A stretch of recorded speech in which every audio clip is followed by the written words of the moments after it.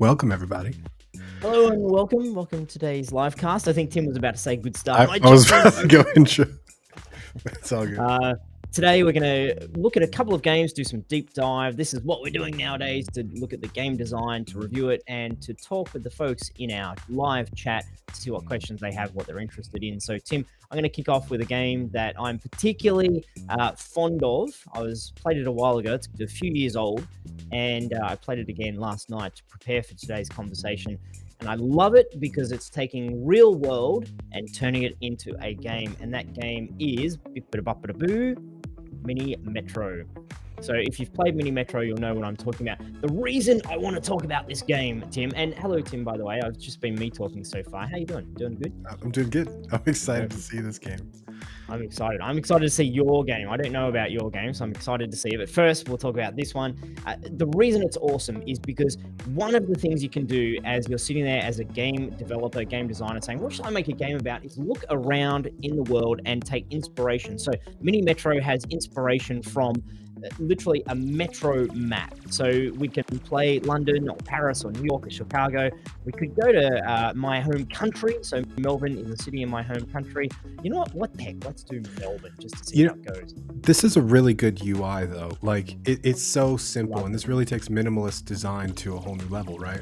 It's just shapes. It is minimalist, absolutely. So first of all, there's an immediate recognition, I was going to say. You can recognize the map. Okay, I need to connect the train lines. And then I didn't do anything. And there's a little bit of an indicator saying, drag from here to here. So I'm like, okay, I'll drag from there to there. Oh, I'm making train lines and there's a train going. But what are the symbols? And without any explanation, you figure out, okay, there's a square. Oh, there's a square. Oh, I have to take the square thing to the square. It's the square passenger to the square station. Right. And I've done that. If I jump down the bottom, I can see, there's a different line. So there's a familiarity to it. If you've ridden any sort of metro system, there's a familiarity.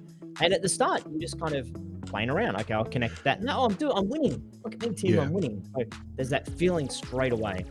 There's a lot here though. Like this looks very simple, but there's a lot here. And one of the things I want to point out specifically that I'm seeing is the player feedback, right? So it didn't tell you what to do. It kind of showed you what to do. And then when you did a thing, it gave you a lot of feedback, a lot of juice. Like you were dragging the line popped up, it connected to the other thing, and then the train immediately started going. That kind of feedback is important. It shows the player kind of what is happening in the world. When you're in the real world and you hit something with a hammer and it breaks, suddenly you understand, oh, okay, that's the relationship between a hammer and a thing. But if you hit a nail, then it goes in, and you start to understand the world by kind of doing things. And games with good feedback are really good at that, and I'm noticing that in this game. This game also has a really good easy to play, difficult to master. So we're trying to get passengers. I'm up to 30. That's the criteria, the win criteria. How many passengers can you deliver in your system before it falls apart? I'm just going to go to double speed so we can get through a bit more progress in the game as we're watching it. And at the start, I just connect them up. So, I guess I better connect this one up. Shall I use one of my other lines? So I've got 3 lines. Oh, the end of the week, I get a new tram. That's cool. Melbourne has trams. And I get a choice. And I love player choice in games. You've got to have choice often. And here it's just 2 things to choose between. Like, an extra carriage for my trains. I don't know, the trains seem okay. Or a new line. And I love that mechanic, regularly giving me choice. So I'm going to have a new line. And now, once again, I have choice. Where do I have a new line that's connecting this station? People are sitting there saying, hey, Rick, let me get to where I need to get to work. Help me out here. So I'll connect a new line from there to there. Oh, and to this new one. Okay, cool. That felt good making that choice. But I could have dragged this line around or made that line go around. So I'm at that point where I've got this weird kind of, it's not a very effective system, I don't think. It's all going through one station, but it's going to evolve and my choices evolve. Okay, that's pretty close. I'll just connect that up. I feel so like sorry, didn't mean to interrupt you. But the system is smart enough to kind of drop your passengers off at the right station and then pick them up and go to the next one? It literally says, okay, if I'm a square passenger, the train picks me up, and then if there's a square thing on this line, it'll drop me at the square station. Boom, just there. So it dropped it off, and there's no longer a square passenger. This square passenger can get dropped off just here. So it takes a lot of the complexity out of this whole thing too, and lets you just kind of focus on the simple simple aspect of making lines. Well, I'm now at the stage where I'm looking at it saying, okay, on this dark green line, there's no, what's that shape with a 5? 1, 2, 3, 4, a five-agonal, no, hexagonal,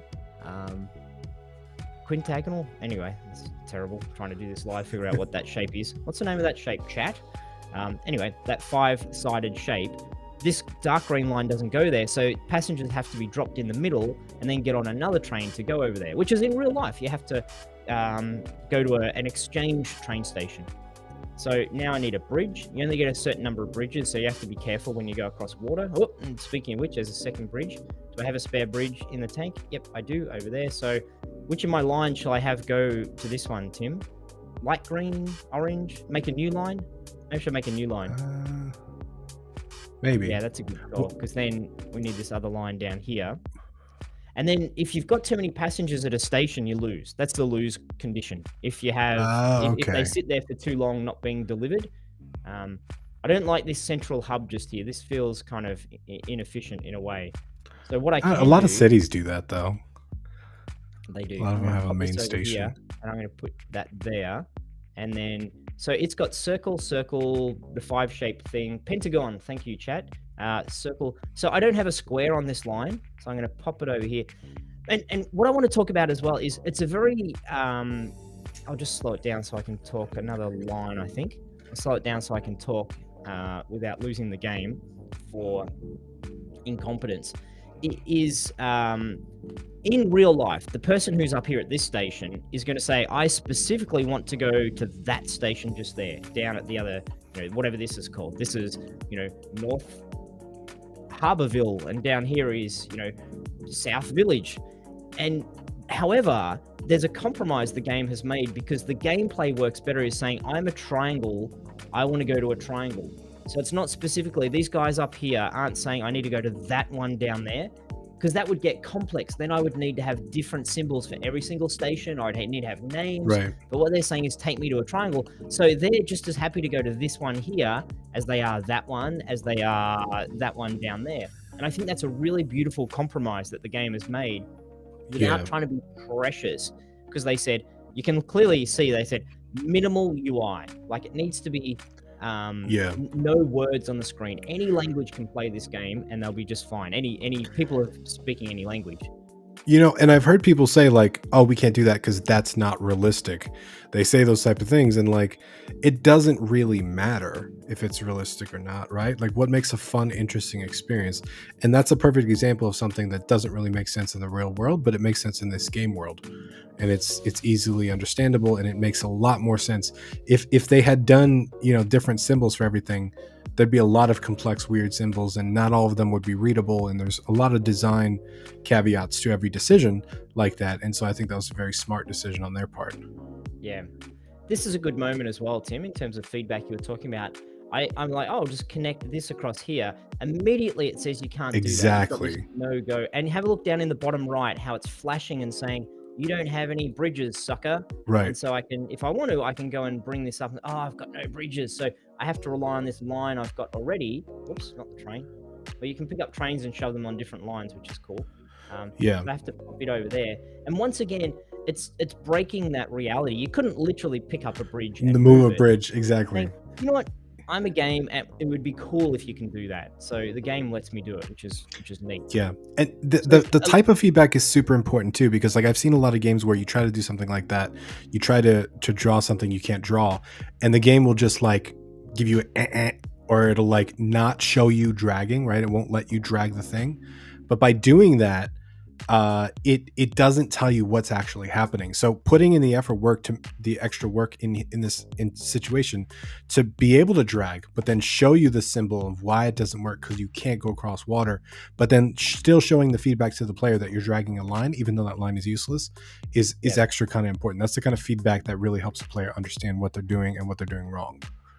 Yeah. So I just went and got bridges because I can see I need to potentially have some more things go across water. I don't want to be stuck there. This one's one of those, I guess I'll extend this line a little bit further.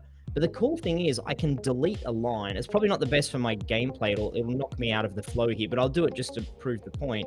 If you're like, okay, I've got this big mess and it's getting messy. How do I refactor all of this? I can say this light green line, just click on it, and I'm just going to delete the whole line. So these stations are now saying, oh, what the heck? But it allows me to just really quickly and easily, whoops, redesign. I can drag my line to pick up that station. Just redesign the layout, and I don't get stuck with my decisions from the start of the game. I can play the start of the game freely, knowing that at any point I could click pause, just to let you know, I'll do this just to make a point. This might end up disaster, but I can just delete every single line while it's paused and hop into head office and say, okay, we've got a problem here. How do we map this out so it's more efficient? Right. Okay, let's have a northern line. How's that sound? Which is kind of fun if you want to put your hat on and say I'm playing town planner or train planner, and then I'm going to have a north-south line that goes down through here, which is kind of cool. And then what do we want? Yeah. We want this southern line that picks up these stations down the bottom. We'll have a couple of inner city line, maybe an inner city loop. So if you really want to get more advanced and really treat this as a puzzle, as a puzzle game, then you can stop, redesign, play around with it. Once again, that was probably from playtesting, watching people, and the folks were potentially getting a bit frustrated with, I get to a certain point, my thing's messy and it doesn't work. So yeah, the other thing I want to point out is the fact that you can pause it and do this. That's an accessibility setting, right? Yeah. A lot of people don't think about things like that, but the fact that you can play this game your way, right? If you don't want to deal with the stress of everything happening at the same time, if you don't want to worry about everything causing chaos while you're doing it, you can actually pause the game and plan your stuff out exactly how you want to do. And that lets players that maybe otherwise don't like the kind of stress that comes with the game, but they like the game, it lets them enjoy the game too. And accessibility isn't just about like designing for disabilities, it's also about designing for different types of players, right? And allowing them to play the game the way they want to play the game. Oh, okay, cool. So that's what I was. So Lose anyway, the game I chucked the way they extra want to lose carriages the game. and you can just put extra carriages, make your trains bigger, which is cool. It extends the gameplay, and then you have too many folks on the one platform, and it's game over. It shows you where does it show my score? There, 577. Cool. There's a score. I can see if I can get more next time. I really like those menu options. So not only can you restart, but you can continue in endless or you can continue in creative mode. That's an accessibility setting too. I just lost the game. I was this close. I really wanted to continue my little train thing, but I lost and I'm kind of upset. Well, what if you could continue with no constraints? Like, that's awesome. That's letting the player play exactly how they want to play. Exactly. Yeah, I like it. Listening to your players, I think that's cool. And as I said before, the main thing I wanted to highlight here is if you're stuck for ideas, or if you feel your games aren't very good or a bit samey, or you're like, okay, I've learned how to make some basic games, but what do I do next? Look around in the world. And even when it comes to the art style, this in a way, it's beautiful. Whoever created this clearly has an eye for UI and layout, but they borrowed, I was going to say stole, I don't think it's stealing, they borrowed the whole visual style from something that exists in the real world, which is the Metro maps. Even the the formatting and the font and the diagrams and the colors that came from somewhere in the real world. And I think there's a real inspiration in that that says to any of us, just have a look around. Another example, Pikmin playing in the garden, the Nintendo game. There's car driving games where you're driving around in your city. There's what other games can we think of where someone's clearly looked around in the world? Stray is very popular at the moment. Someone's looking around like, oh, there's my cat jumping on my desk while I'm trying to do work. You know what? I should make a game about my cat. So I think we don't have to just look at other games for inspiration. We can look at our real world and then use that and copy a lot of those elements to get a head start. Yeah.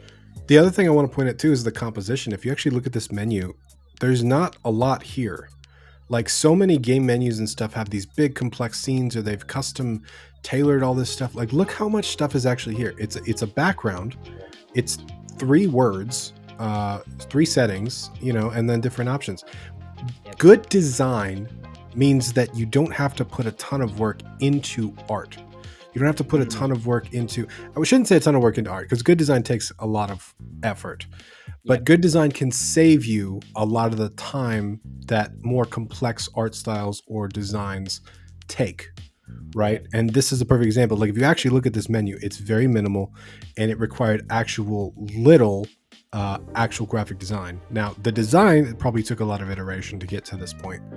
Yeah. But it's really cool kind of what they were able to do with such a minimal color scheme and palette. And it's neat as well. I mean, it's got a little bit of the game is being presented underneath the menu, so it keeps it interesting. Yeah. So there's a lot of good stuff to study and to learn from in this game. I don't want to try to discover all of them because we'll be here all day, but I wanted to show Mini Metro as my thing that I showed off so we could learn a little bit from. And Tim, I'm excited to see what you've got for us to check out and have a look at. Well, you picked a train game, so I picked a train game. Yes, look at us. Look at us being the coolest kids on the playground. We like to play with our trains. This game's called Train Valley 2, and I wanted to show this off because it's got a lot of really cool elements.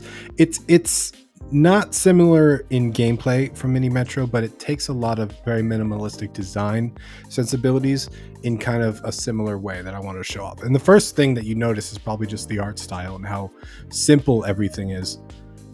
It's got these little, like, clouds of smoke, and it doesn't move unless you hover over it, which is pretty cool. I'm gonna go ahead and start the game so I can just kind of show it off. And we'll start with the forestry. So when you start the game again, it gives you these two little missions, which is super cool. There's a different, you can basically score these levels 5 stars to 1 star, and you earn kind of a star for each objective, which is super cool. But before we even start, I'm going to skip the tutorial. Before we even start, I just want to point out this art style, right? So like Mini Metro, art style is super simplistic. It takes abstract designs and kind of pours them into the world.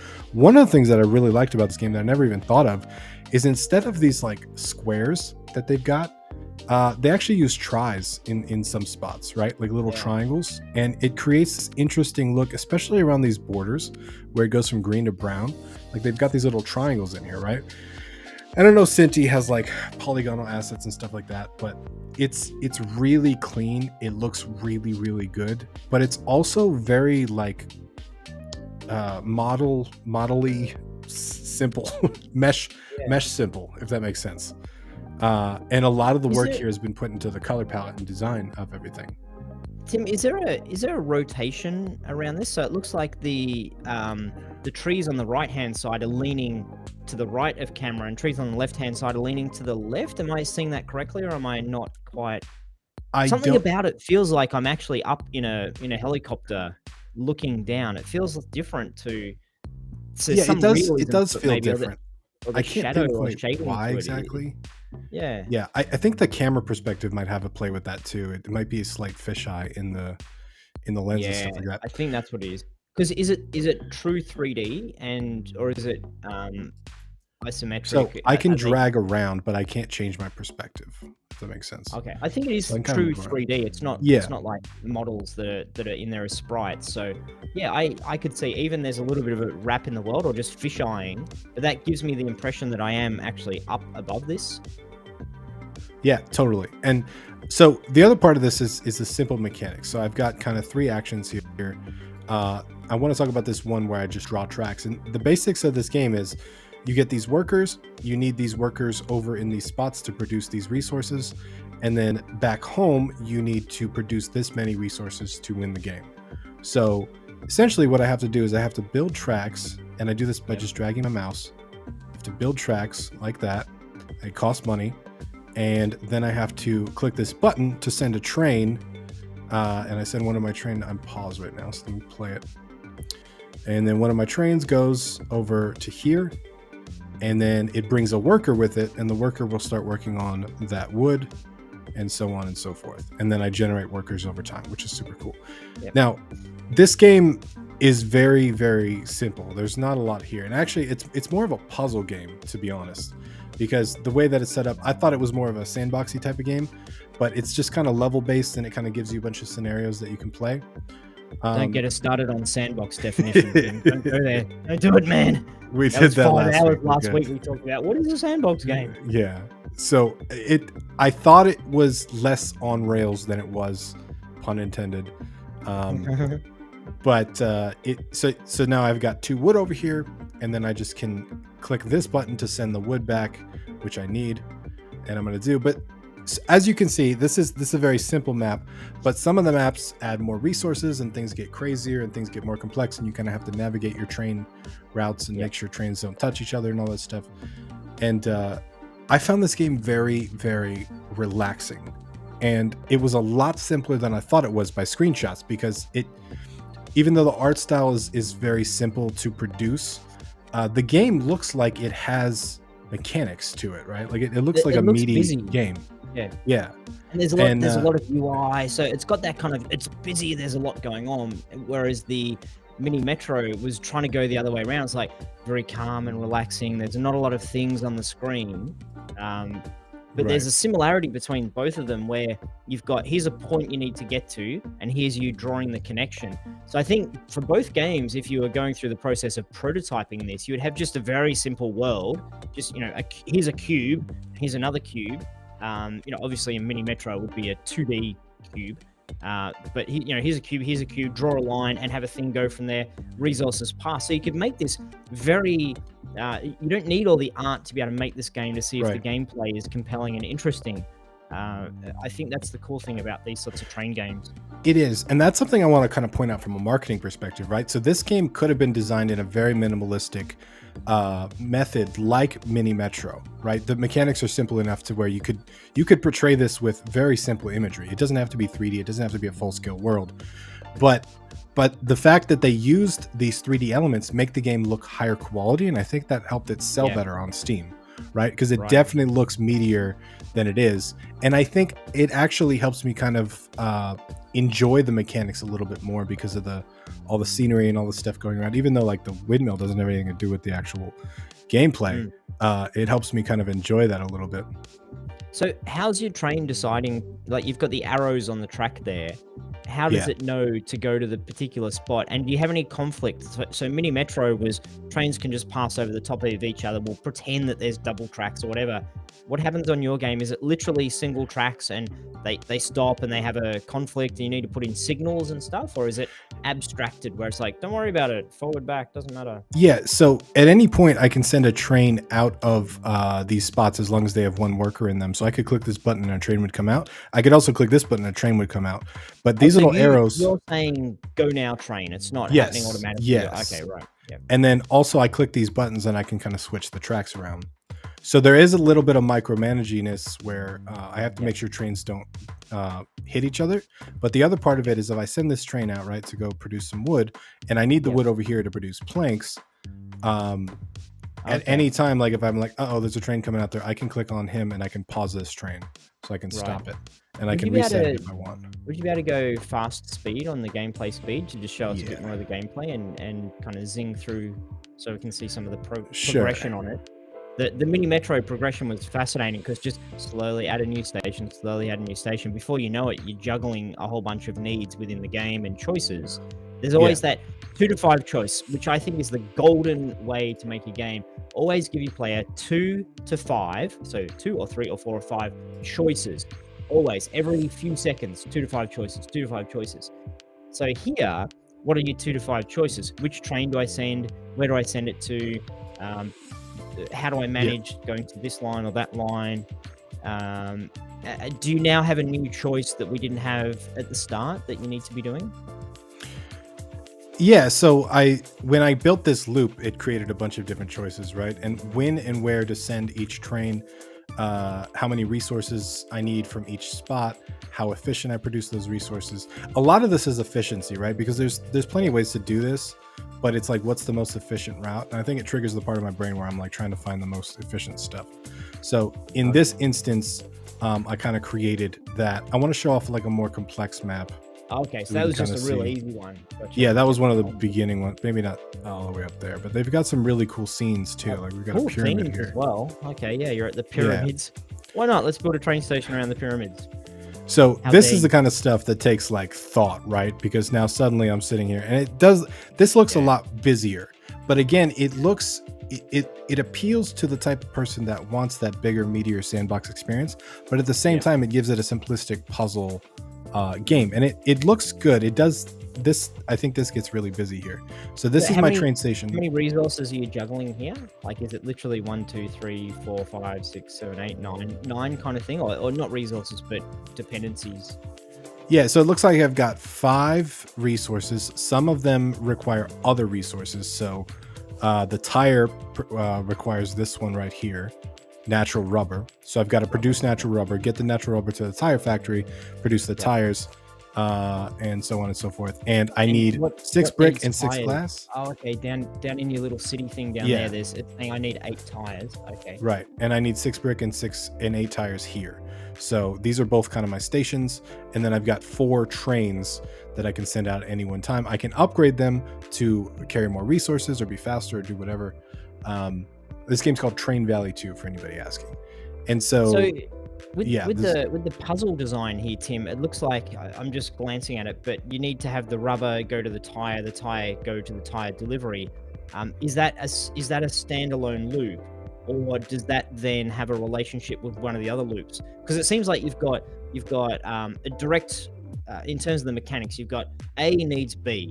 Okay, A, you just connect A needs B. Then you've also got C needs B, B needs A. So you've right. got that kind of chaining it together. Do you have A needs B, B needs C, or and then also E needs B? So it's going to try to have there's some sort of conflict between this closed loop over here and this loop over here. Both of these need to be Right. interacting. So does the game layer it on that way, or does it keep it as here's a closed loop, there's a closed loop? Yeah, so the primary way it does that is through the trains and the workers, right? So I've got 4 trains here on the left side.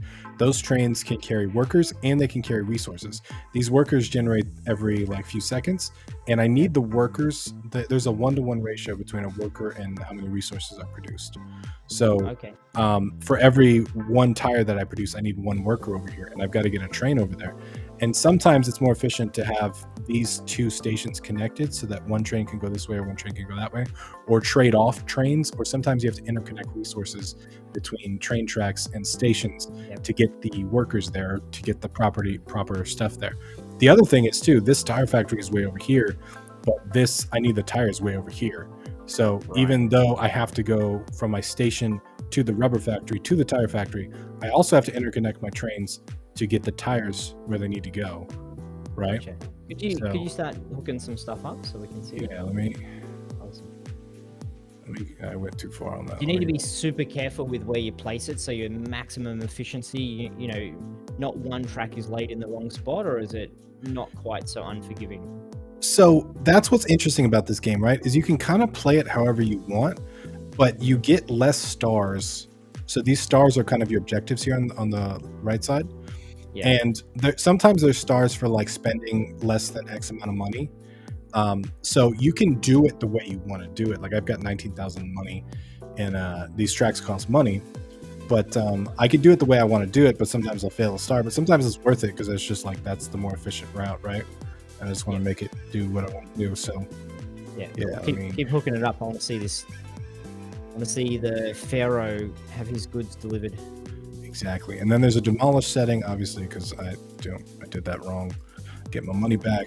It looks like you're going uphill. Is there a penalty on the trains to go uphill, or doesn't matter? There is not. There is a bridge though, so I can go across this kind of valley without going down, and that's more efficient because it's kind of like a teleporter. So I'm gonna send my first train in. Whoa, that's okay. Maybe I can't play that the beat. That's gonna, no. That's gonna get somebody killed here. So he's going to produce rubber, and then I'm going to send my rubber over to the tire factory, but I also need workers over there, right? So I'm going to click this, send some workers over there. Right now my trains have 2 workers per train, but I can upgrade them for 10,000, and then I can get more. So I'm going to send my rubber over there.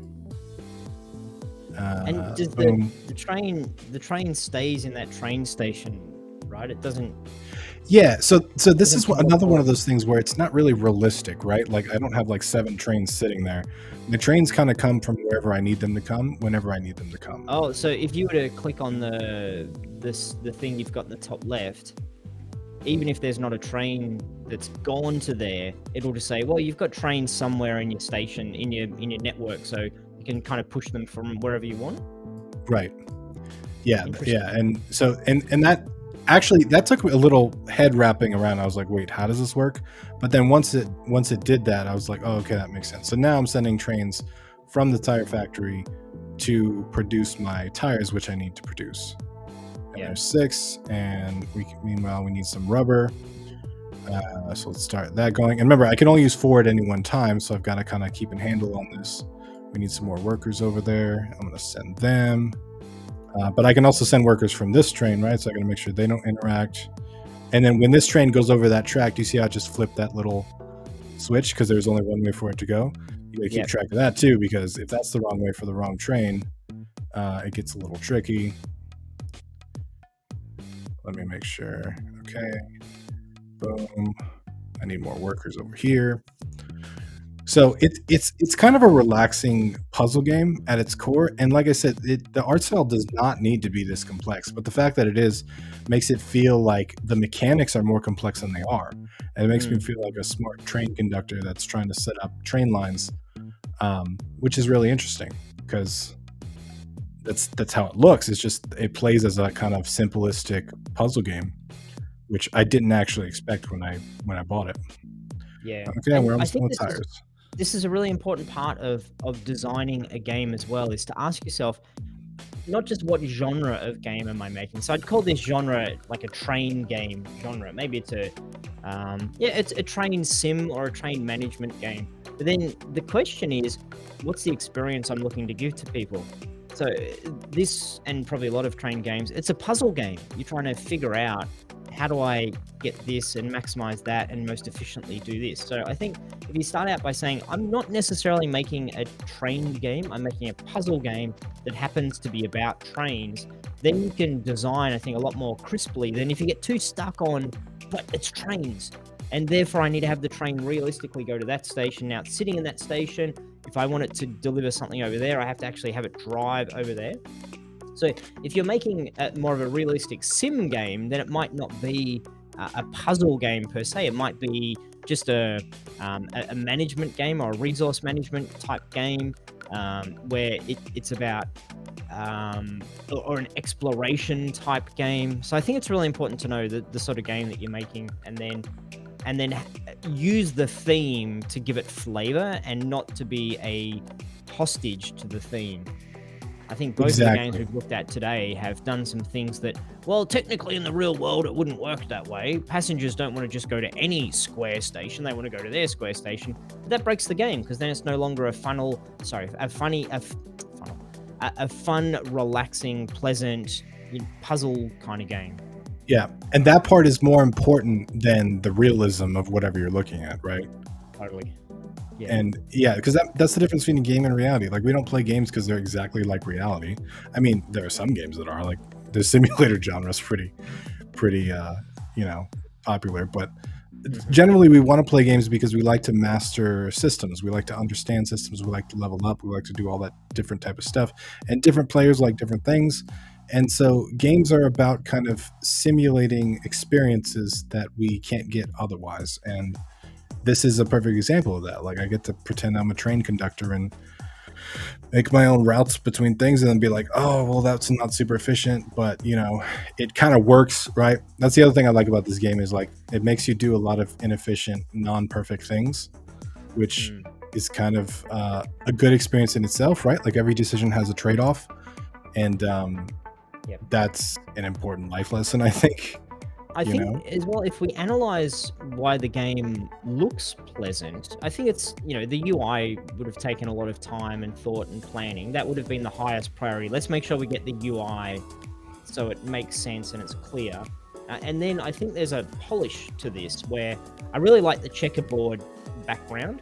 If it wasn't there, the thing you're sitting on, because it's a grid-based game, that makes sense. You don't want to literally have grid lines, but the mechanism of having the checkerboard kind of polygonal style, I think looks really nice to say I'm a grid game, but subtly, it's a subtle grid game.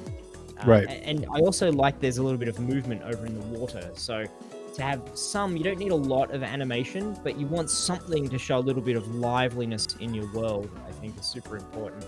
Yeah, actually, this is a really good thing to point out too, because this is just a bunch of triangle polygons, and they're just swapping between random shades of their color, and it creates this like moving water. So that's a really cool, like simple way to to look cool with water with this polygonal style. The other part of that is this is a like artistically like these meshes are very simple, right? But stylistically, with the triangles and all the stuff that it's doing, it's got its own kind of unique look. And I often say, like, if your game screenshot can be confused for another game, like marketing wise, you're probably doing something wrong, right? Because Yeah. it looks like something else. And this doesn't. This reminds me of other art styles, but there's no other game that looks exactly like this. And I could instantly recognize a screenshot of this game because it looks kind of unique enough from that perspective. So that's a good selling point too, right? Like if it looks like really good and unique.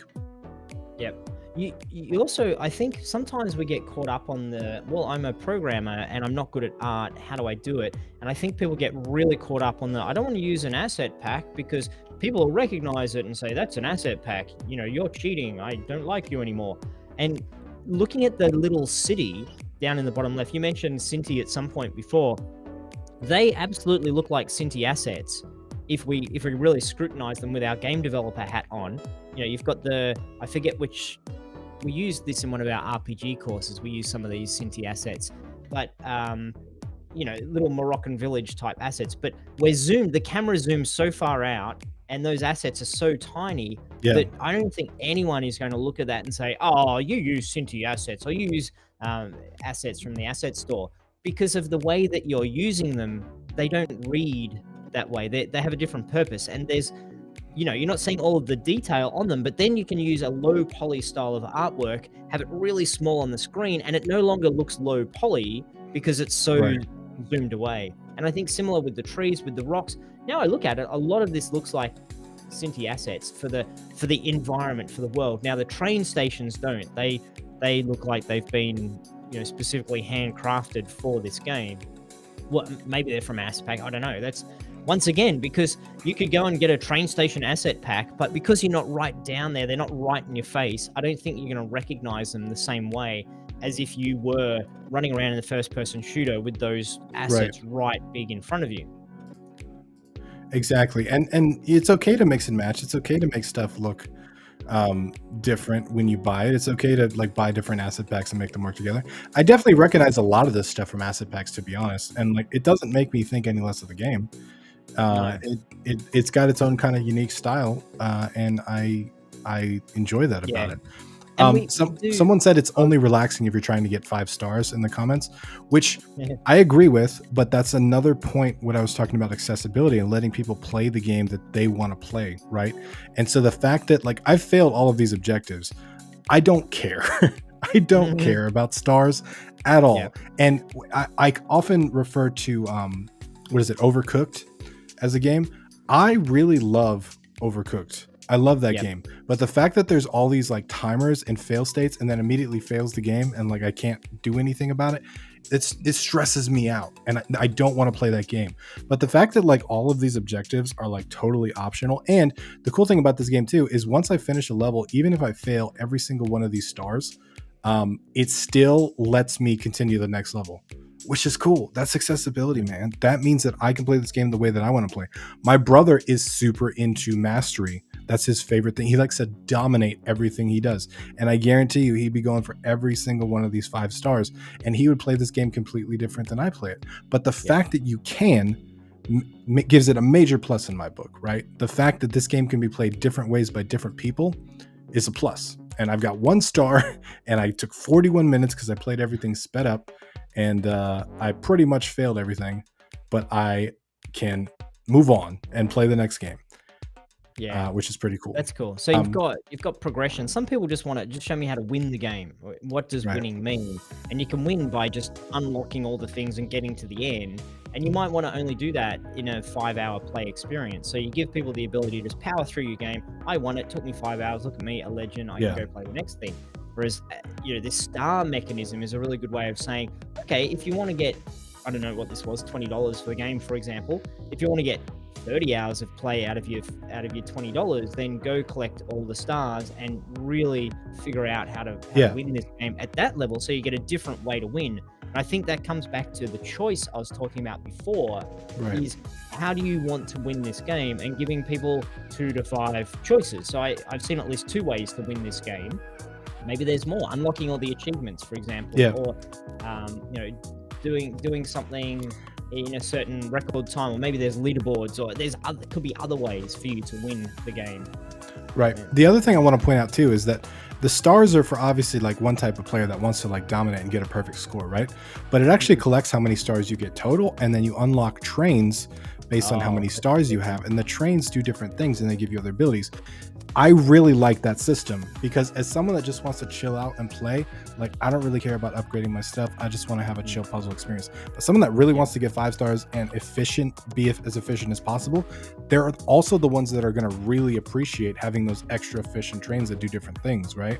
That's Yeah. going to mean a lot to them. So locking that behind the same type of progression that this is super cool. The other part of that too is that it kind of goes through each one of these ages: the electrical age, the globalization age, the space age. And because of that, each one of these experiences feels super unique, right? I'm doing kind of the same thing over and over, but like this one's got, pyramids, this one's got a blimp, this one's got the Yeah. Eiffel Tower, this has got a castle, and it kind of takes me through an entire industrialization age all the way to the space age, like futuristic space stuff, That's which is cool. super Yep. cool. It's And interesting.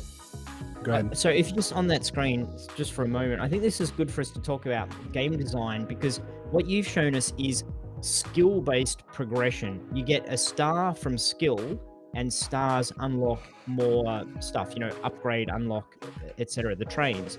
Whereas other games might say it's going to be a grind-based progression. So Right. after you get whatever 100 stars, you get the new train, and you get 100 stars just by playing.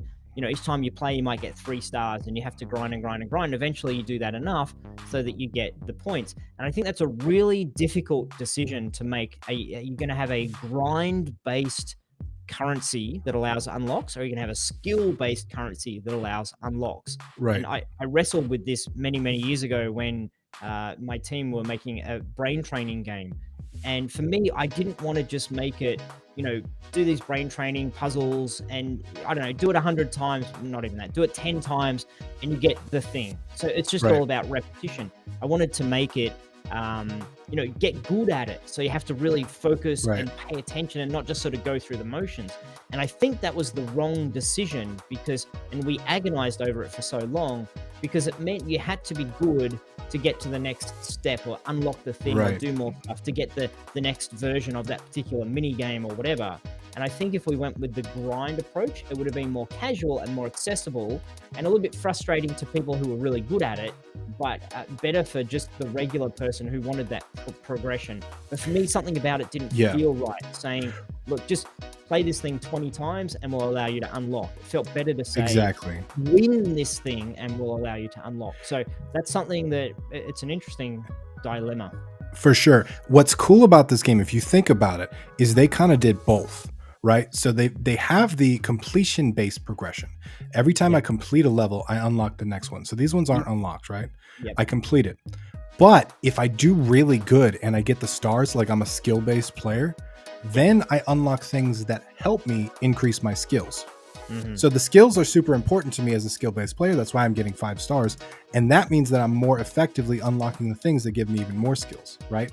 So it's got both types of unlocks in the same system, which is genius. Do you need those better trains to get a better score?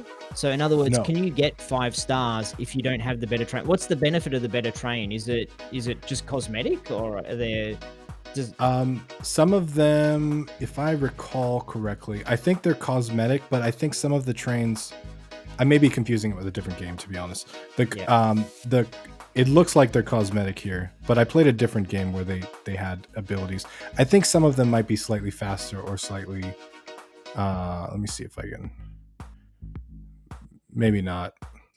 Yeah, I'm not sure on that, so I shouldn't comment on it. Okay. But Yeah. Well, yeah, that's cool. That's once again, these are the design decisions that I think are really fascinating to make, and on the surface, they don't seem to matter. This is if someone likes your game and really gets into your game and plays your game for a while, then these more nuanced design decisions are going to come out. Um, but it's yeah, I find that quite fascinating because there's no yeah, right or wrong answer, but I think you can link it back to how do I want my player to feel, which right, segment of player is more important, and maybe like you've been saying, Tim, is how do I have the power user and the casual user and the speed user? yeah, How do I give them a system that works for all of them and not just say it's the high score and whoever gets the best high score wins? Like that's a yeah. very simplistic way of doing it. If this game locked me out of the next level because I didn't get 5 stars, I would have fell off way earlier. I'm not a Right. 5-star kind Yeah. of player, right? Like I Yeah, just want to see the or if things it and do the said stuff. or if it said you need to have the, the orange train before you can do this level, that would be the same way of doing it where, okay, you just have to go back and play some of the other ones and go from Right. 1 star to 3 stars, and then you're gonna have enough to get the train. So it's a progression blocker. But, Yeah. well, there's a lot of content. There's 50 levels, so you don't really need that progression blocker. I think if Yeah. you only had 5 levels, maybe you would. Maybe then you need a game Right. design that says, I need to force the player to play through this same level or the same stage over and over. Because if I don't do that, they're going to rip through the content and say, I won this game in 45 minutes. Cool, I can go get my refund from Steam because it was less than 2 hours. Right. So Yeah. I think there's sometimes this is the painful relationship between content, in other words, the amount of stuff you've got in your game, and game design. You might say this is the best way to make it, but okay, I'm gonna have to do it this way because I need to force people to keep playing through my content. So I guess I need Yeah. to figure out how do I make it replayable in a compelling way. Yeah. The other part of that too is that like this is a game about building things and connecting things, right? And so this audience that plays this game obviously likes to do that. And that Mm, makes it a perfect fit for things like the Steam Workshop, where right. anybody can create their own levels and then share them with other people. So that makes it really replayable. And they match their audience here because they know that these are the type of people that like to build stuff. And so if they want to dive in and kind of build their own levels, we've got a whole listing here of all kinds of levels built by people, Yep. from all walks of life that are doing all kinds of cool things. And Yeah. it's a lot of times this is stuff that the developers never even thought about, which is super cool too. So this gives the And game a that's ton of life. I think that's a lot of work. That's a massive feature to have that kind of Yeah, level builder. But if you think your game is going to have some sort of success and you're a little bit constrained by content, as I was saying before, that's a fantastic way to make the choice. Feature development might cost you, 3 months of development time to make a level editor, a level designer, all that kind of stuff. But it might save you 6 months. I'm talking, people time here. right. 3 months of people time versus 6 months of 6 months of people time for you to go and make all of those additional levels yourself. So that's the interesting trade-off. Yeah, and the other part of that too is you don't necessarily have to do it on launch. You can do it during early access. You can do it when you know there's demand for it. You can do it once the game has the amount of players to support it. Because this is one of those features that doesn't make sense when you have a 10 person player base, right? Like Yeah. it's not worth 3 months of development for a 10 person player base. But for a 10,000 person player base, that can actually improve Now your we're player base talking because it can, yeah, 10,000. exactly. Yeah. So there's a lot of stuff you can do, and I really enjoy this game quite a bit, just because specifically for the fact that it lets me kind of play it however I want to play it. That's kind of how I like my games, right? I don't necessarily like games that force me to play the way that they want me to play it, and Yeah. I'm really, as a designer, I'm kind of evolving into that whole methodology of trying to build games in a way that are simplistic to learn, but kind of have a lot of decisions to make things interesting and make things Yeah. Well, appeal to multiple different player types. what you're saying as well links a little bit into and before my thought, I'm just going to say, hey, people watching live, if you've got any questions about what we've just gone through or your own game development journey or games in general or or studying or getting better at game development, then throw them in the chat now, and we'll start answering some questions for a little while. We'll stick around for a little bit. I'm also interested, people who have joined watching us live in the last 5 minutes. It looks like our view numbers just kind of jumped. So did you guys just get the notification that we're on live? I'm always interested why we get a bunch of people as we're halfway through this thing. So if you want to let us know that, that'd be cool as well. But I was talking, Tim, about, do you make a game that's more what you're interested in at the moment, or a game that you think the majority of people are going to like? I think that's a really difficult part of, as you work on your own game, there often becomes an evolution.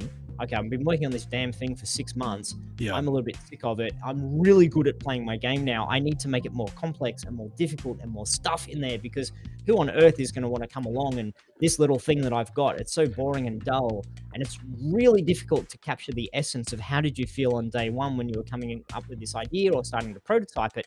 I think what you absolutely need to do is either write down or record a video of yourself, grab your phone, hold it up and say, okay, this is day 3. I'm really enjoying the fact that I can just go click, click, and click, click, and there's so much fun, yeah. And then watch that video in 6 months' time when you've been going click, click, and clack, clack, and you're like, oh my God, another bug. Oh my God, I don't want to do this ever again. Because you lose the taste of what it is when you first start working on it. But that's what your player is going to get. When they first start playing your game, they're going to be excited by that. So you need to capture that and hold on to that, I feel. Dude, I'm exactly there with Battle Barn Tactics right now. Like, the game feels so empty to me. Like, you move and you attack, and like all the abilities are passive. And I keep thinking, like, I need active abilities. I need like missile launchers. I need like mortars. I need all this stuff. And like, I have a folder with 3 or 4 different people playing through the game, and like, I have their face and I see how much they enjoyed the game, and I have to keep going back to that to remind myself, like, hey, it's okay, it's good how it is, it's fine, it's good, because it doesn't seem good to me. I feel like it needs way more stuff, but I've had to tell myself, like, hey, chill, stop there, it's got enough. You can add more in gameplay modes and accessibility options. Don't add more to the gameplay loop, because it's going to get way too complex. Yep, cool. So I was having some login issues with the chat, and also I noticed that my green screen's gone dumb again, so sorry about that if anyone's like, green screen. So are we seeing any questions at the moment here, Tim? I'm just asking people about the getting reminders, and people are saying, oh, we didn't get the ping or the notification or the reminder. Maybe we can, well, we do this the same time every week. So if anyone's watching now and you're like, well, I wouldn't mind actually joining one of these things on time, then, same time next week. And next week, I think we're going to have along a special guest. We're going to dig a little bit more deeper into the visuals of a particular game. We'll probably pick one game and go deep into that game. And then, as always, talk about questions and game development, game design. So make sure you show up Tuesday, 5 p.m. Eastern every single week, because we always have fun stuff to share. And it's cool game design knowledge and hanging out with Cool Dude and me. Cool Dude and me. Am I a cool dude? Yeah, you're the you're the cool dude. That's so question, although that was super not cool what I just did. Angel asking, is there a preference? Oh, we'll put this on the screen now that we know how to do this. Can I do that? No? Okay. Why am I not logged in properly? Anywho, is there a preference engine for a 2D side-scrolling action RPG game? I got a game idea. I'm wondering if that is something that can be easily implemented on Unreal Engine 5.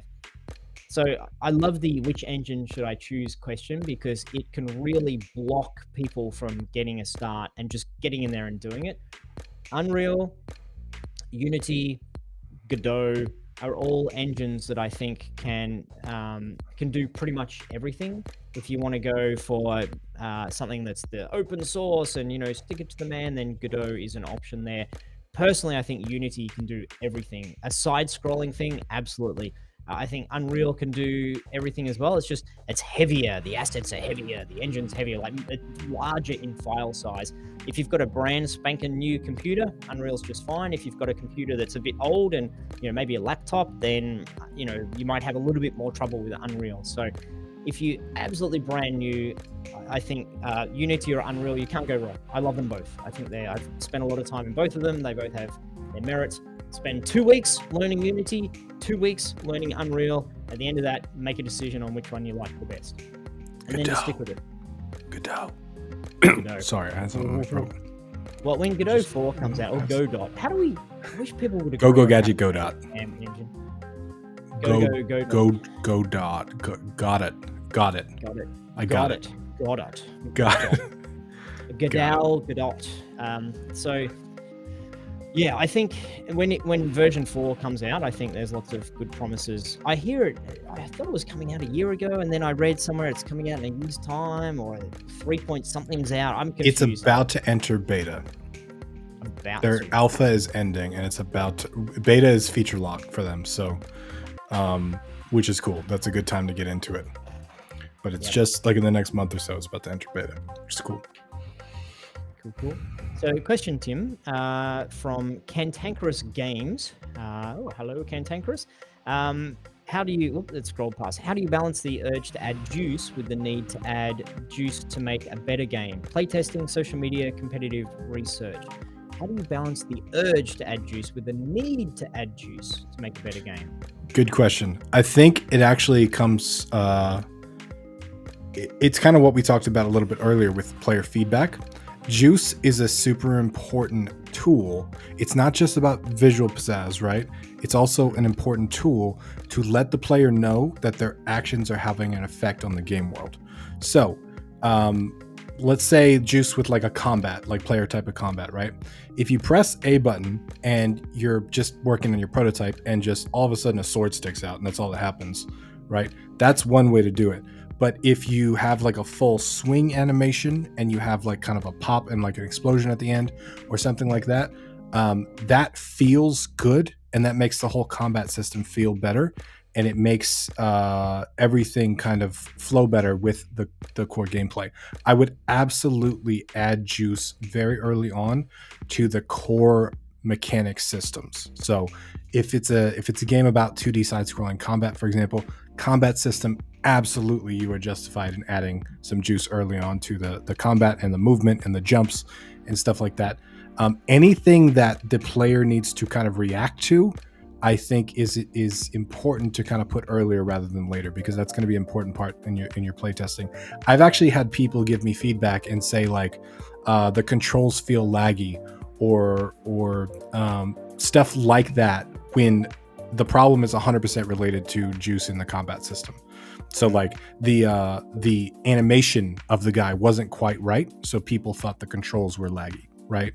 And so juice, I think, is needed in the systems the player directly interacts with early on.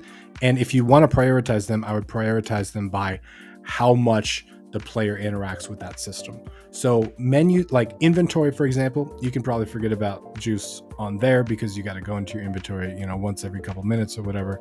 But like combat, sword swinging, you need the juice there early on because that's going to be something that happens over and over and over again. That's what I would say. I'm gonna pop up the chat. We'll see how we go with this. It's around about this time we always get the spam bots appear, so apologies if a spam bot appears. But we'll pop the chat on there so folks watching not live can see what's going on as well. Interesting. Godot. Is there a way to pronounce it here? Derived from a French word, godillo. Godillo sounds like something like an armadillo. But anyway, military boots. The author of. Okay, well that doesn't help me know how to say it. Godilla. I'm just going to call it Godillot. That's great. Godillot. Vertical slice needs to be impressive to sell the concept right. I think that's by nature kind of what a vertical slice is. Yeah. If you took the entire game and you slice just this part of it, it's got to be a full feature complete, juicy kind of slice of the game. There's a good question. What are you trying to do with your vertical slice? Are you trying to say, is this a viable idea? What's the joy in this? What is the most important marketing hook? Can I get a publisher on board? So I think vertical slice sometimes has a lot of different masters to serve. And if you're looking to do a vertical slice to get funding, it needs to look beautiful. That's super important because people, when they're giving you money, they want to know it kind of has that polish to it. If you're doing a vertical slice, just to know, should I keep making this game? And if you don't know what a vertical slice is, I guess you were just talking about it, Tim, but basically it's like your MVP, or taking one bit of your game and making it really impressive. Just one bit, one level, one character, one enemy. Whereas a horizontal slice might be saying, okay, I need to get every single part of the entire game just, in a quick, ugly way. That's more of the horizontal slice. Okay, Lottie. Question, do you have any tips on adding weight to passive actions like hiding or sneaking, as opposed to weight in action events like attacking, where you might add sound or camera shake? What do you think? Is that a technical question you're asking us, Lottie, in terms of tips to do it technically, how to code it, or Do you mean weight as in game like design? actual like player weight in a 3D world? Or do you mean weight as kind of like importance? Importance, yeah.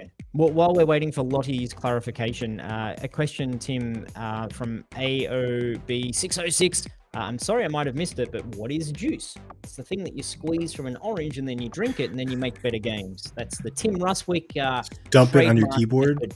It's great. I would consider juice as like over the top animation and feedback. Anything that kind of makes the game feel better. It's very non-technical and very emotional, right? It's about game feel, not game do, right? So when you play, this is Game weird. feel, not I game don't do. game feel, Is not that- game do. Wait. You better go on trademark. Get that website before someone takes it, Tim. So like the combat system as an example, you can have a dude and you press the button and he just sticks his sword out and like, okay, that's one thing. But if there's like a big swing in there's a nice sound effect, there's a nice like puff of smoke when he hits the ground, I would consider all that kind of stuff juice. Technically, it's unnecessary to make the actual game work, but emotionally it makes the whole game feel better. And so that's what I would consider juice, of kind of like stuff that makes. Let's see if we life can better. find juice just briefly in this game we're looking at before. If you missed it, jump back to the start of the stream or the recording. So the fact the whole menu slides, that for me is juice, because it's polish, it's feel. The fact that you mouse over this and it gives a little bit of a bump when you click on it. Zip sliding, and there's some game feel, some game juice in here. The little bop down the middle, the little animation. So it's animation, it's flavor. It's, if I connect this up, it bounces. So bounce is very juice. Bonk, bounces again. All that stuff is unnecessary for the systems to work, but it makes everything feel better and more fun to interact with. Yep. Yeah, and then if I don't take the passengers to the station, then it starts to have an indicator on it. So it's the indicators, it's the flavor, it's the look. I would call it polish, but maybe that's different to juice, because if you're talking about like when you jump, the screen shakes a little bit. Is that juice or is that polish, or are they the same thing? I use them interchangeably. Okay. So juice, maybe that's what we could have said. Juice is like polish, or there's something like, what does polish mean? Polish is where, I think your definition was great, Tim. It's not needed, but it makes the game feel better. So when I connect game feel, not game do. Game feel, it goes boing when you connect it. So just that right there, that moment of boing, that feels good. Although I didn't actually, did I connect to the station? What am I doing here? Yeah, I did. Doing, and then when that appeared, it went boing like that. So that's the juice. It makes a big difference, I think, for the final polish of the game. So there we go. Thank you for Mini Metro for that last little bit of juice you gave us. So Lottie says the feeling of weight for the player, like this action really matters and I'm making a difference. I don't think that's a question that we can answer. I think it's something we'd have to play the prototype for, and because like if you're playing a first person shooter or you're playing a stealth game like Splinter Cell, which I hope they remake, by the way, shooting is going to feel drastically different. The weight of shots and all that stuff is going to feel drastically different, because in a shooter you're supposed to shoot everything, but in Splinter Cell you're supposed to like never use your gun except for emergencies. So the way you make shooting feel in those two different games are different, and I think weight is a big part of that. The other part of that too is how much do you want to incentivize or disincentivize the action. So for example, hoarding in Skyrim, right? You hoard too much stuff, you're overweight, it makes you move slow. That is a system to discourage hoarding items, which I'm not a super fan of, but it does work for what it, you're carrying too much, you got to drop some stuff.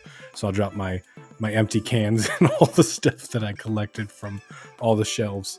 So yeah, like there's a lot of systems that play there, and I don't think that's a question we can effectively answer without some more information. Yep.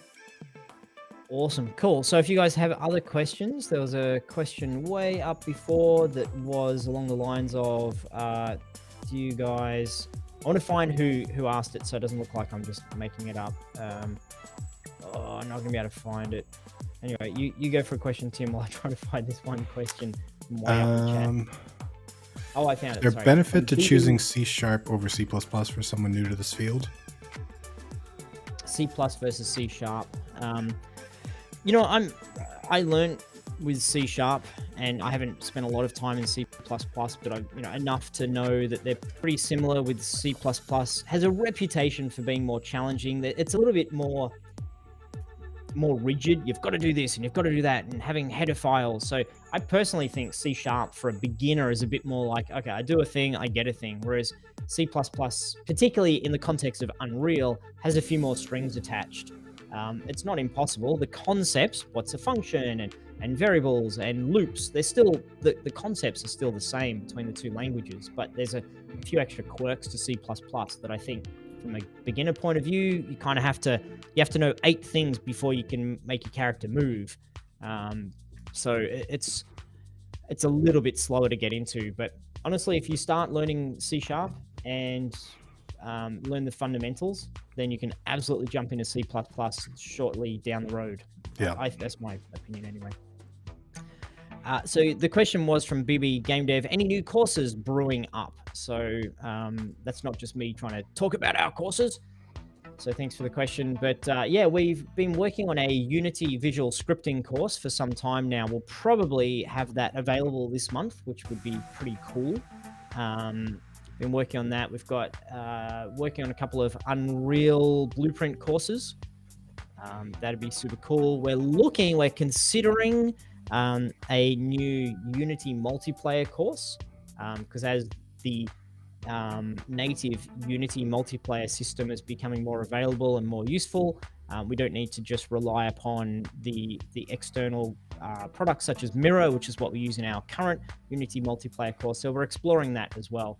And there was a question as well, are you going to make a JavaScript game course? I think the question was in there somewhere I saw before. And yeah, I'd love to. Just need to find an instructor who is a JavaScript game creating instructor that would like to partner up with us, and we can wine and dine and make some magic and pie in the sky, create something amazing. So yes, we would love to do that. Other thing is, if you guys don't know, our lifetime membership is on sale until Thursday for 1 week only. One week only. Listen, I'm marketing. I'm listening. Well, then we only have one day left on that though. No, it's Thursday. It was 1 week only. Huh? It's Thursday. It ends Thursday. I think it ends Thursday at midnight though, so they better hurry up. But if you don't know, you can get all of our existing courses and all the future courses in one bundle. And it's never going to be cheaper than the current price. It's never going to be discounted. Its price is going to go up, just so you know. And we only sell it once a year, so you might as well. I think, and this is, we haven't made this available, I think, for a long ass time. It used to only be in our Kickstarters, but we tend not to do Kickstarters anymore. So we've had a lot of people ask about it, and it's like, okay, just for a week. But I think the reason I was like, hang on a minute, I think it's been running for a week, so there might only be a day left. So I don't want people to get all uppity if they're watching this video in 4 days time. Like, you said we had a week, Tim Ruswick. So, yeah, no, not a week from today. It's been running for like 5 days at this point. To clarify, good clarification. Yeah. So you guys only have a day or two left. I'm so excited to see people supporting what we do and saying, I like you guys. I'd like all of your courses. And not everyone has to be. I'm not saying we don't love you if you only have one of our courses or none of our courses. That's fantastic as well. Like, dance the dance you're going to dance. But it feels, we really appreciate, we're very grateful for all the folks who say, I like what you do. I want all of the stuff you do now and in the future. So, we appreciate anyone who's watching now who is a lifetime member. We appreciate the fact that you give us the thumbs up and the stamp of approval, and you support us with your time and investment. So we're very grateful. I'm very thankful for that.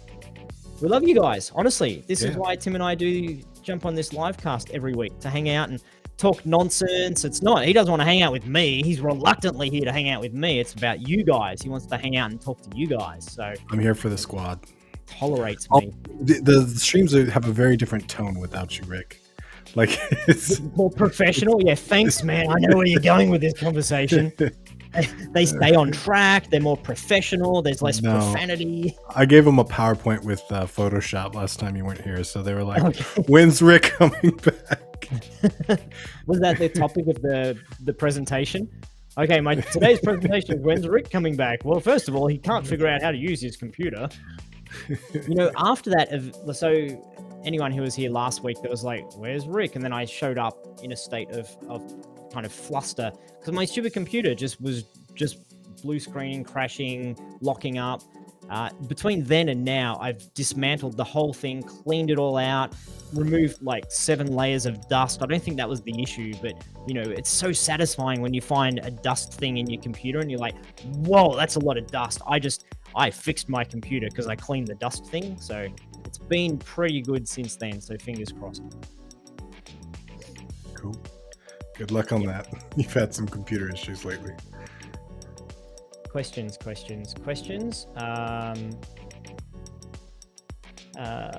Lottie asking, I wonder what the blueprint topics will be. Well, you asked about this last week, Lottie, I think, and maybe the week before, and I told you there might be a special instructor who might be remastering our Unreal Cinematic course because it was created by some lame Australian guy. It was a bit whiffy, that whole course. So we've got someone more awesome remastering it. So I don't promise these things until it's done and dusted because of, COVID, because of things that can happen.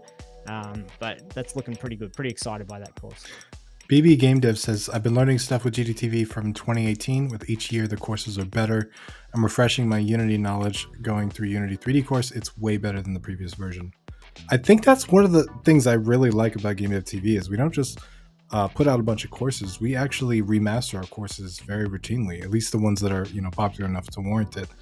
And it's cool to see because it's Unity changes, right? Unreal changes, technology changes very quickly, and people get stuck sometimes if the button moved from up here to down here, and so it helps with that kind of stuff. But also it helps kind of refresh the types of content too, and keep stuff relevant and keep stuff interesting. I agree.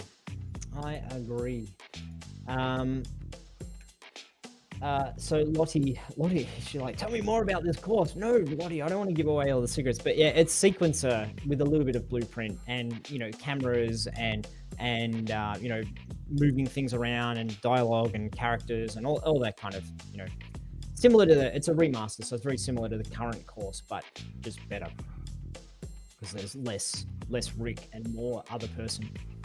More Morty. More Morty.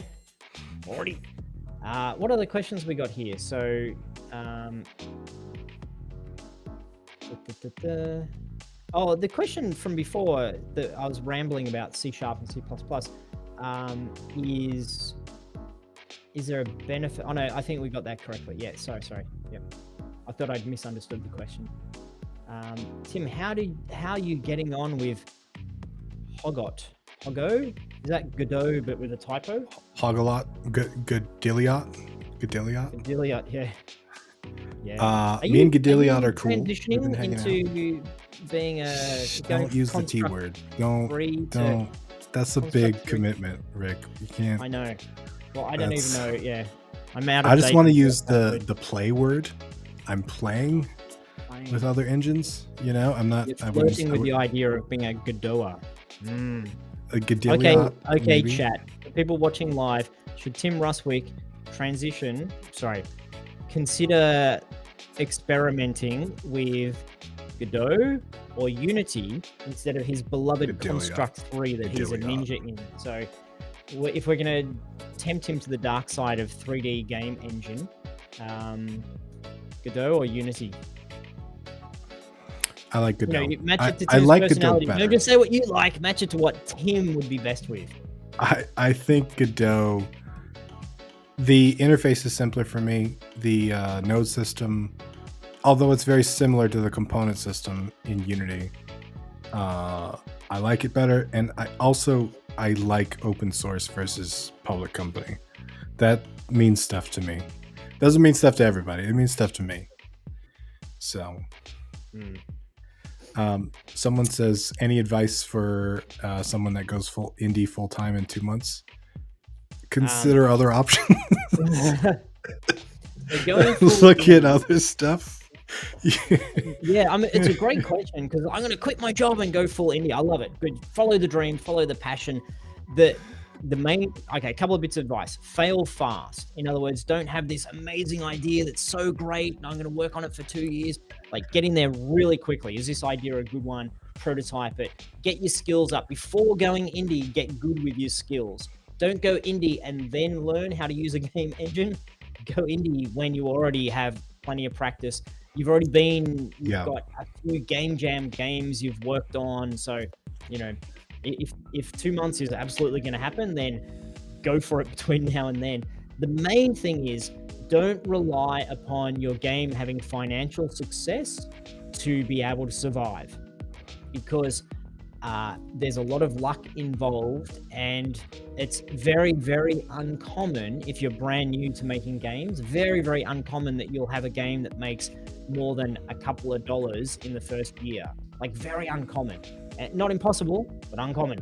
So you don't want to rely upon that. If you're saying, okay, I've got 6 months worth of savings, and at the end of 6 months, I'm out on the street and, I have to sell my dog like Rocky did, and it's just not going to work.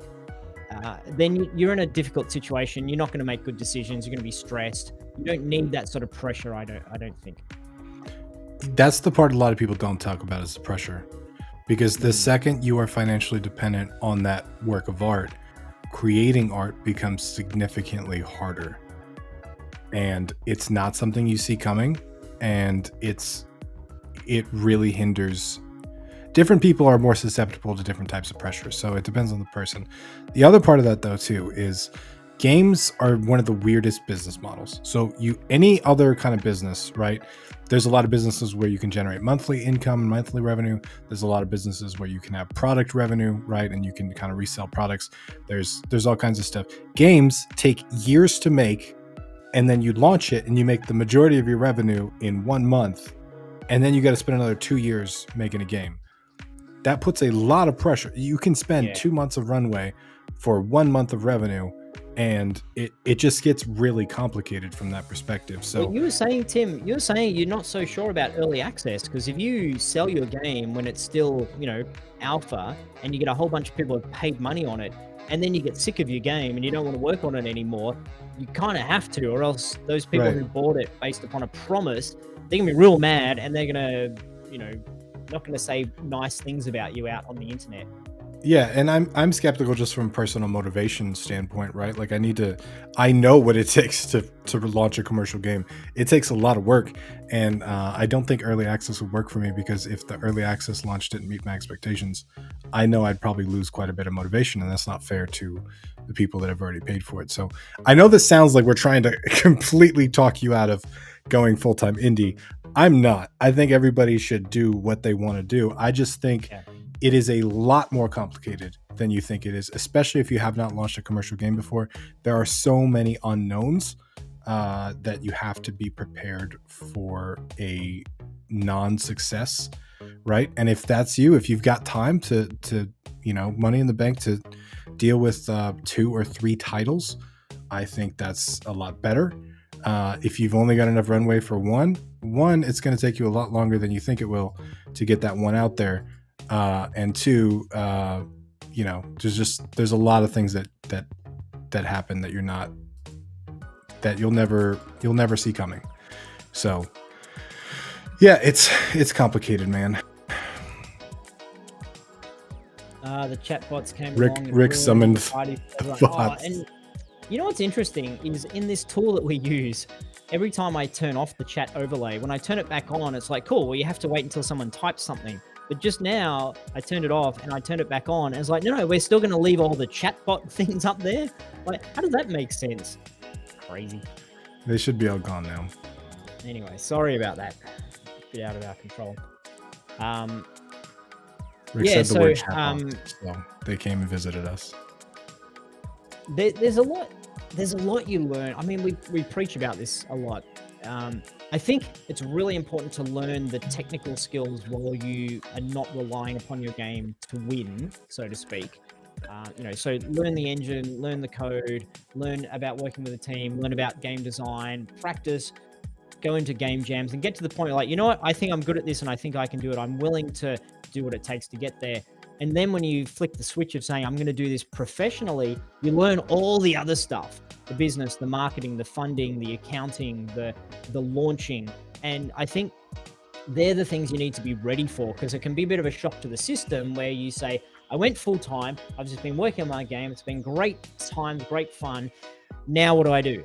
My game seems pretty finished. What do I do now? It's like, oh, no. Oh, goodness me. That's not how we want you to do it. We want you to be learning about marketing and learning about customer feedback and learning about iterative game design in like week 1 of being a professional, because you need to make a little bit of a game, put it out there, see what people say, find the hook, find the marketing angle. Tim, it sounds like we need to do our marketing event again.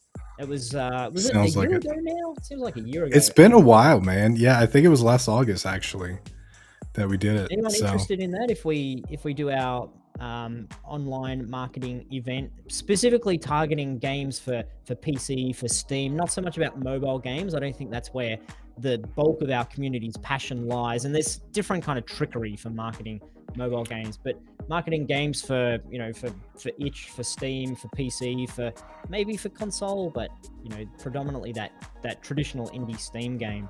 So if you're interested, let us know. We might do that marketing event. And this time, I think, Tim, maybe we'll do it live and also give people the ability to get the recordings afterwards. Last time we did it, it's like, no, you have to be live or else you don't get it. We're not selling the recordings. It's just for the live people. But maybe we can be a bit flexible on that. Yeah, maybe we'll change some things up. I think I really like the exercise part of what we did, because we did a workshop versus a course. So it was a live live thing. We taught a bunch of stuff, but at the same time we kind of did stuff with people as they set up their Steam pages and as they did all this kind of stuff. And it's been really cool to watch the private Discord with all the event workshop goers, and kind of see, like, a lot of them joined the Steam Fest that just ended a few months ago, and it was really cool to kind of see everybody's progress. And everybody's about to launch a commercial game, and that's exciting. That's like a big deal. So, that's been, for me, when I've gone to conferences back in the day when you can actually go in person and it wasn't all just online. It would be the community and the connections and the afterwards that would be just as valuable. You learn some good stuff, you get some good ideas, you get unstuck, you're like, okay, I'll do it that way instead of that way. But then it's afterwards, you're like, now I've got people who are on exactly the same journey with the exact same interests that we can bounce ideas and talk and ask questions. So I find it so difficult in today's day and age to find those communities to connect with people. So we're in our role, in the role that Tim and I have, trying to help this particular community, we're often looking for ways to, how can we connect folks together, which is a lot of the reason we stick around and do this kind of like, Q&A chat, because we want this group of people to connect with each other and to see that, okay, oh, that person isn't sure about that. I'm not sure about that. Oh, I'm not alone. Yeah. So we're constantly looking, how can we connect people together and show us all that we're not alone on this crazy journey. Yeah, man. And like, I've been on the game dev journey, right? Like, I went full-time game dev. I did all that stuff. And I want to help people along the journey that I went through, because I went through a rough journey. And I want to make sure when other people go through that same thing, it's easier for them. Because you know what? There are people that did that for me. There are people that shared their knowledge with me, and they were ahead of where I was, and it really helped out along the way. So I'm all about that. And it's really cool when we could do things like that to kind of make people's lives easier.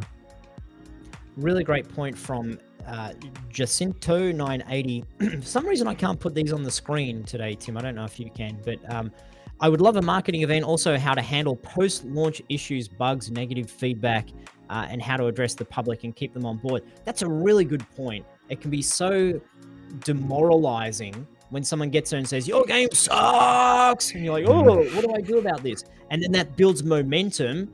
Someone else says, oh, I heard that game sucks. And then someone else is like, oh, no, good. And then you get a YouTuber who plays your game and is like, oh, this is stinky, don't buy it. And that can completely kill your 1 or 2 or 3 or 4 years of work, just getting a couple of those bad pieces of feedback. So I think there's a lot you can do beforehand to protect against that. to make sure you're not relying upon randoms to give you the feedback, or find some YouTubers who you're already a little bit friendly with. Have your own videos out there. Have a discussion area with all your play testers who can say good things about it. Yeah. So you've got some ammunition to counter when someone says this sucks. And you're like, cool, it's not for everyone. Look at all these people over here who don't think it sucks. And then also, how do you have unfortunately, we have to do this at GameDev.tv. We have to have conversations with people who are like, you guys suck and you're a bunch of crooks and you took my money and you didn't. It's like, okay, cool. I understand that something's gone wrong. Can we have a conversation about it? Really sorry that the videos didn't load. That's not in our control. That's the internet. And let's see if we can figure it out for you. And they're like, oh, thanks. I just wanted someone to listen. So it's a really good point. How do you deal with that stuff? And it's more than just a 2-minute conversation, but especially for the solo game dev, our games are not just technical programs. Our games are representations of our souls in some points. And when someone attacks your game, which I hate to say it, it is going to happen. If you launch a game on Steam, someone's going to come in and be negative about it. How to emotionally deal with that, I think, it's a big deal. I had people, when I launched Philophobia, I had a dude make an entire 5-minute video ripping it apart. There was nothing positive in that video. It was just how horrible and garbage and trash the whole game was. That messed me up. When I launched Murder Bunnies, or when we launched the Kickstarter, Dice Tower, which was like one of the biggest board game YouTubers out there, they live streamed the thing, and they looked at it and they're like, pass, and they made a bunch of bad comments about it and just went to the next game. And that was even worse because I saw that Murder Bunnies was being covered. So like, I saved that video all day and I sat down with Alyssa and I was like, I'm so excited, they're gonna cover it, we're gonna watch it. And we watched it together and we just got like destroyed on video. And they didn't know anything about us, they didn't know anything about the game, and they just like completely trashed it. It's hard. It's really hard to deal with that stuff when you pour so much time and effort into these things. You put so much work into it. You pour so much soul into it. And it's something I could talk on for way longer than we probably have. Yeah. But it's absolutely something we should address in some way, shape, or form, because it's something everyone has to go through if they launch a commercial game. It's so important to have in a really obvious spot where your game development is at and what's coming up soon. Because if someone plays your game and they're like, well, this is the final product, this is done, and it's garbage, like there's 1 hour of gameplay, those characters are broken, and that doesn't make sense. But if you've been really upfront, even it's baked into the game, when you click play on the game, it says early access, these things suck at the moment, like don't hate us, whatever, however you want to present that. And then click here, a link that's baked in your game, click here, a link, and you get all the latest information. Like, you can do things where you take people out of your game, particularly when it's early, so they can have this conversation in a supported manner. Then they know where it's at. But when people think it's finished, then they're going to be brutal, I think. Yeah, for sure. So what else have we got? There was a really nice comment. I just wanted to quickly, can you just click on the, sorry, I can't do it, Tim. Which one is it? Feel a bit naughty asking you to be my secretary on this. Tim, could you please bring me a coffee and bring up the comment from Falgnar? Hi guys, I wanted to say just very quickly, I just wanted to acknowledge this and say thank you. So going through, free time, I get it. It's hard to, when you don't have a lot of free time. It's just consistency. 1 hour every single day for a year and you will be a ninja. That's the important. You don't need to get there and do like 50 hours in 1 week and then get burnt out and never do it again. Just 1 hour every single day consistently and you'll absolutely get there. Yeah. But I just wanted to say thank you very much for getting the lifetime membership. We're not here to push lifetime membership, but I want to, again, show that we're very grateful for people supporting us and saying, I like you guys enough to jump in and do all of your things and look at all your good content. So thanks for saying that. The one thing about this too is I know what it's like to have very limited time and have to dive into a course like that. And it's not so much about the time, but it's about like the context switching. And sometimes your brain is just so full of stuff that when you sit down for that hour on Tuesday after you did an hour on Monday, you have no idea where you're at, right? Sometimes your brain is just that full. So it's not so much about the time you put in. It's about, one, doing it consistently, like Rick said, but two, focusing on retention, focusing on really trying to learn the thing, not just to do what's on video.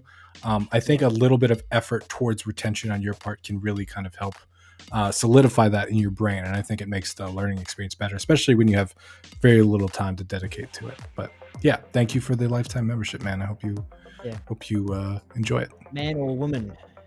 I know. That's true. Yeah. I say it's tricky nowadays. I'm trying to really pay attention. This is a total side tangent. Okay. I'll stick to 15 seconds on this dumb random point, but I just want to say that I think we all need to I've got 17 points I want to say. None of them are going to come out right, so I'm just going to pull the parachute, not go down that path. Just leave it with, I never mean anything bad when I say stuff. It's always just like, I love everyone, and I'm sorry if anyone's ever taken offense when I've said something. Yeah. I didn't mean it that way. Okay. But at the same time, I'm getting more conscious about how people hear things. So, okay. Freaks I me do out, think Tim. when I say dude, I think it's gender neutral. Well, I think that as well. I think that as well. Like, Subdued. Yeah. we need, maybe someone can suggest to us a new good word that just means everyone. Like saying dude, it's like, hey dude, I call my, my kids who are girls, my daughters, that's what a kid who is a girl would be. My daughter's like, hey dude, yeah. So anyway, give us a word, educate these folks who say dumb things from time to time. So yeah, anywho. Full-time job, full-time student. That's rough, JT. Yeah, dude, that's a lot of work. And that's what I was saying about retention is like when you're doing all that stuff, especially if a lot of context switching, you feel like you got like 10 megs of RAM open in your brain. And I know what it's like to sit back down the next day to continue off of the course, and like it just feels like it's been a month. So just focus on retention and try and work through the stuff that way. I think that really, really helps. Yeah.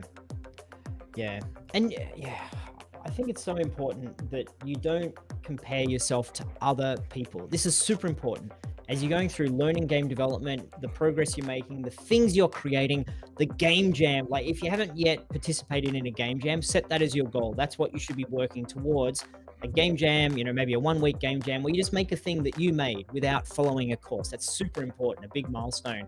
But don't compare yourself to other people. Compare yourself to where you were yesterday. That's the way to progress in life, because no matter who you compare yourself to, eventually you're going to find someone who's better than you. You're going to question yourself. Am I good enough? Am I there yet? But if you are better than you were yesterday, eventually you'll get to the point where you are good, because that's the way things work. Even if you're adding 0.1, eventually you get to 100, even if it takes some time. If you're adding, 1 every day, if you're adding 5 every day, fantastic. You'll get to that point. So, it can be. And I don't think it's linear either. I think learning stuff like game dev is exponential. Like at some point you learn stuff that like doubles your ability to do things. Programming is a perfect example. Like if you really understand programming and code, you can do things in 3 lines that used to take you 50, right? And it's way more efficient, it's way more effective, it takes less time, it's just better all around. So like the growth in the learning stuff, even though it's going to take a ton of time in the beginning, near the end it doesn't take anywhere near that much time. You're learning new concepts, you're improving, you're speeding up and all that stuff. It's an exponential growth kind of thing. Yeah. Hey Tim, I'm always really hesitant to wrap up our live stream when we've got lots of people sticking around hanging out with us, particularly when folks jumped in late and they're like, oh, I've got some questions. So, but also I'm mindful that doing a stream for too long is also not so good for people to watch either. So 24-hour stream win. Maybe we should do that one day. Maybe we should just let it say, screw it. Like we need to get this conversation out of our system, or else our regular streams go too long. Let's do a 24-hour one. Switch off with different GameDev.tv peeps.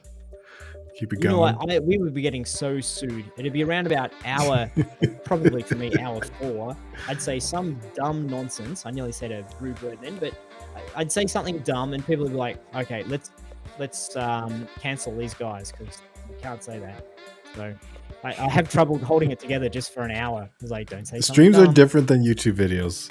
Like for streams are like, it's really hard to like be anything other than yourself for extended amounts of time, right? YouTube, you can totally like turn on the camera and pretend to be somebody, but like, what would we do streams for are 24 hours aside from talking garbage. Do one for charity. I don't know. Some people do sleep streams. It's kind of weird. Like, as in, you have a camera pointed on you while you're sleeping? Yeah, it's pretty. I saw a stream one time where a dude set up donations on his stream, and the donation sound was like really loud, crazy That stuff would that would wake wake him him up? up. Yeah, so he's sleeping, and people just keep donating him money to wake him up. That's And a I good was way. like, That's a you know what? fun I mean, prank. that dude's gonna have some trauma, some sleep trauma, but like, Yeah, but he he's probably made a lot of money. 10-cent donations to take to the bank. Yeah, I'd wake him up. That'd be fun. I'd wake him up for $1. What's going on with this light out the window? Hey, well, it looks like the sun's come out and broken my green screen once again. So I think we'll put some thought into that 24-hour live stream. But any last questions before we wrap it up? Let's see if there's anything. Let's see if there's anything going on in the questions. Otherwise, this is chill that's music. mostly. We've got a lot of. Thanks for everyone coming along today, and as always, let us know if you're enjoying the deep dive into the games. I think Tim and I are enjoying doing them, so that's that's all that matters. Doesn't matter if you guys like them or not. Who cares? It's just what Tim and I like. There we go. Dude, when we like what we do it more often. Same thing with game dev. When you like what you're doing, you do it more often. You do it better. Yeah, you do it better, hopefully.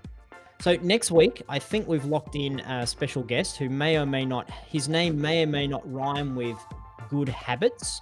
So see if you can figure that one out. And we may or may not take on doing a deep dive into a game and looking more at art asset creation, about the game design, level layout, and all of that kind of good stuff. So yeah, that'll be next week. Same bat time, same bat channel, Eastern, 5 p.m. Tuesday. Tim, awesome hanging out with you. I'm looking forward to our 24-hour stream. That'll be I didn't sign up for this. I just had the idea. No, but yeah, it's always fun hanging with you, and y'all as well. Y'all, that's a good word. Y'all. Y'all. Yeah, but that's. You all. I don't want to.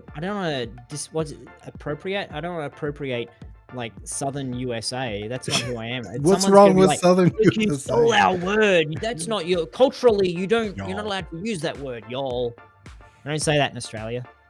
I say good day, mate. Oh, I call everyone mate. There we go. See, okay, you got your own word. Cobber. I guess use Aussie words. Cobber. Yeah. What is that? Wait, what does that one mean? Cobber, I don't know. Australian words, they all have, they're either incredibly rude and offensive, or they're super lovely and they mean let's get married. Like one word means all of the things. So it depends upon how you deliver it. So cobber, it's like buddy, mate, friend. C-O-B-A? C-A-B-A? C-O-B-B-E-R, I guess. Yeah, cobber.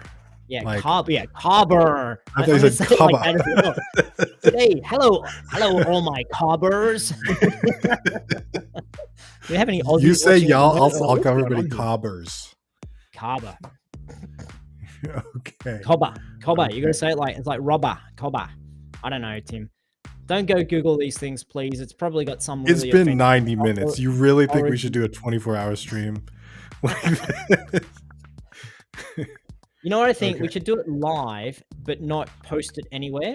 Actually, this is dumb. I was going to say, so if we say something dumb, it's only live and no one has a record of it. But I'm pretty sure there's ways on the internet nowadays to capture these things. So that's how you get extra canceled, because it's like we took it offline. Anyway, I think we've waffled for long enough to make sure everyone goes off. Our goal here with this waffle is you go and do your work. So time to go do your work, everyone. Thanks for joining us. Lovely hanging out. You all. Lovely hanging out with you all. Y'all. Cobbers. Y'all. All you cobbers, mates. Catch all you mates next time. Thanks for joining us. Have a good night, everybody.